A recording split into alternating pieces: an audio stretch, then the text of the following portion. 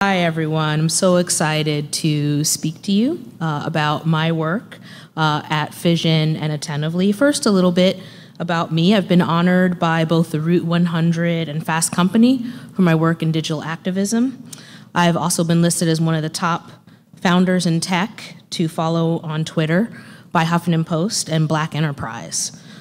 My companies are small, though, and we've kept them that way on purpose. We've heard earlier from some fairly large companies. Attentively is a startup. It's quite young. It was born out of Fission. Fission has been around for about 5 years. We've got around 20 people. Attentively, we've received angel capital. It's maybe about 8 to 10. So despite that, both of these firms are having a big impact. And I think that's one of the things to keep in mind about virtual teams, is that a small group of people working together in productive ways can have a lot of impact. So Fission. Fission works with the world's leading nonprofits, foundations, and social enterprises to create strategic, social, and CRM integrated campaigns that help our clients win on the most important issues today. So whether it's the environment, like Greenpeace and Earth Justice, whether it's human rights, like Moms Rising or Define American, which focuses on immigration, whether it's gun violence, Mayors Against Illegal Guns, or humanitarian-based organizations like Zynga.org or Salesforce Foundation. We work with a wide variety of clients. Attentively is, as I mentioned, something that sprang out of our work with our clients. It combines a lot of different pieces. It's big data, plus social matching, plus enterprise listening, plus marketing automation equals a big slice of amazing. It's pretty hot stuff. It rockets up your ROI. It challenges your previous notions about conversion rates, and 2 of the Fortune 10 companies are currently using that software. So as you can imagine, those little teams, which are all across the nation, and in fact we have some folks in Poland and also in a person who works out of Buenos Aires, we use a lot of different tools to communicate. At Fission, we use tools like Yammer and QuickTime, Google Apps, Skype, Zoom, Z-O-O-M, which is this great video conferencing software that can bring 25 people together at one time. For Attentively, we've actually moved to Google for most things, including their new Communities feature, which we like a lot. But we also use, for our sales and marketing team, Asana, Close.io, Streak, and Fogbugs, and virtual dev environments for our dev teams. But those are tools, and I know you've seen some of that earlier in the day. Tools mean nothing, ultimately, without the culture that drives their use, right? People have to be inspired to actually use the tools. So the quality of our work together springs from the values that we've developed at Fission, and which also inform the spirit of Attentively. So, hang on a second. I'm going to talk through the 6 core values that we were able to pull together as a team, not necessarily bottom, it was both bottom up, but also top led. So number 1, success through collaboration. We bring out the best in each person and each team, and we focus on joining forces together to solve problems with the belief that what unites us is far larger, stronger, and more powerful than that which divides us. Number 2, beauty and excellence. That's actually from Aristotle, because we're that kind of, group of nerds. We value beauty and excellence in how we work and the results we produce. How we do our work matters just as much as the outcomes. Number 3, learning and sharing. We strive to constantly share knowledge and teach each other because we believe we can find the smartest solutions together, and we hold a commitment to learn and share not only with each other, but with our clients and with our community, the ecosystem in which we exist. Number 4, teaching and empowering. We believe in the ability of each person to create positive outcomes. We encourage each other and our clients to lead the social change we seek. Number 5, resourceful creativity. A smart David can always defeat a mighty Goliath. If we inspire each other to discover innovative and experimental new approaches to our most difficult challenges. And probably most important, number 6, fun and inspiration. We bring together the best talent from anywhere in the world to ignite social action for good, but we also inspire people to participate in those campaigns or apps or sites in smart, light, and fun ways. So that all sounds pretty cool and maybe kind of airy-fairy to some of you, right? So how do we actually apply those high-sounding values day to day? Well, we encourage trust in each other. We always try to assume good intentions, that everyone on the team is trying their best, and that if something isn't working or didn't get done, we first try to optimize the system. Is there something broken in the system before we work on tweaking the person? Okay. That said, we do hire slow and fire fast. If it's not working, if someone isn't adapting to the culture, we try to identify that as quickly as possible. Autonomy.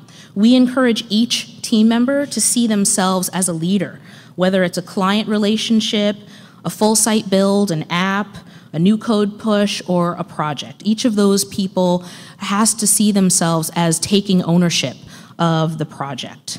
Presence. You heard some other speakers talk about the importance of face-to-face. Something like 70 to 90% of human communication, neuroscientists believe, is nonverbal. That's part of why we're in this room together, right? Some of us could just watch this online, but there's something magical about actually seeing and interacting with people. So we use 3 different types of video conferencing software, and we have backups. Sometimes, Skype doesn't work or Hangout is broken, so we just switch. And we encourage our clients to also speak to us face-to-face via video. Some of them are up for it, some of them are not. That's cool. We also organize visits from our team members to see our clients in person or to conferences just like this to network, including with each other. Sending them to a conference accomplishes more than one goal often. We organize smaller team meetings, such as we just pulled together the Attentively dev team to work on a new UX. And once a year, we have a team retreat where we plan not only some culture building things and some actual skills building, but just some time to have fun and relax. And it's very emotional often when people see each other for the first time if they're new. We weren't actually able to do the team retreat last year. The year before that, it had been in Vegas, which was voted on by the team. That's what they wanted. But not having that retreat in person really took a toll. We definitely found that people want and need to see each other at least once in person.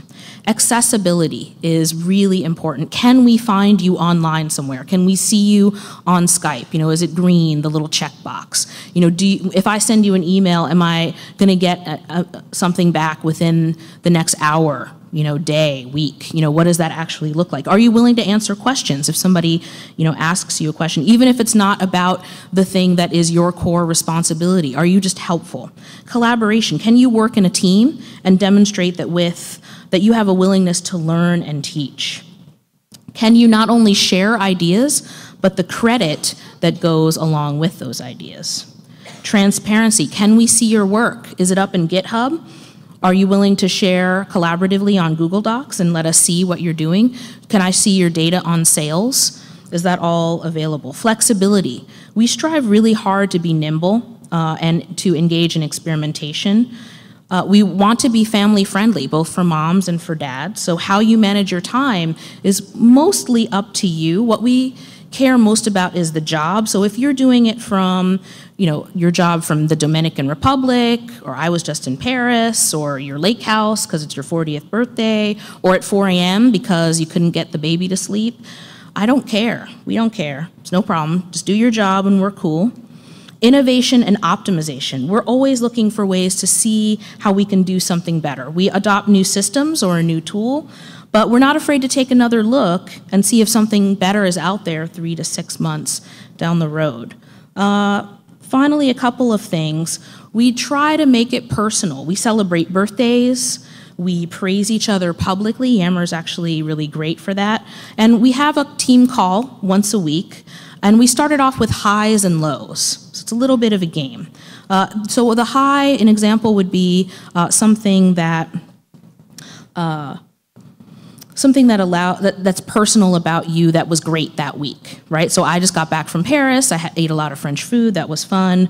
A low was that it's a 10-hour flight and I'm pretty jet lagged. And to go through that for all of the team members, it can take 15 to 20 minutes out of an hour-long team call. But the idea is to, A, have everyone talk on the call. Oftentimes, there will be people who are shy, like developers tend to be a little shy, or men often talk more than women, so it's a chance for everyone to be heard. But it also helps to humanize people that you often only see in 2 dimensions and talk to only about work. It's amazingly important to folks. We keep it really positive. We have the development moment of the week, since developers are often not rewarded or recognized for the great work that they do, staying up until 2 o'clock in the morning to make sure that DNS gets flipped over. We make sure that they feel great about the work that we do, and we end all of our team calls with inspirational quotes. Those are often sourced by Karen Swanson, our business manager, who helps us pull this together. Karen is actually here. Where are you, Karen? Raise your hand. There, she's there hiding in the back. She's like the opposite of me. I always sit right up front. But if you are interested in hearing more about how we work together with teams, please see her. We'll be here the rest of the afternoon. But the purpose of those inspirational quotes and ending with that is to keep energy and momentum high in the face of the mundane challenges that keep us from seeing the big picture, right? So you guys are amazing. It's so great to be here. We are building the future of 21st century workplaces together. Isn't that exciting? So in that spirit, I'd like to share a quote from Farrah Gray. He's a young man from the south side of Chicago it's a rags to riches story. He became a millionaire at the age of 14. And he said, build your own dreams, or someone else will hire you to build theirs. I know that through Lean Startup and Office Optional, we can all help each other build the kinds of dreams that make a difference in the world. So thank you very much.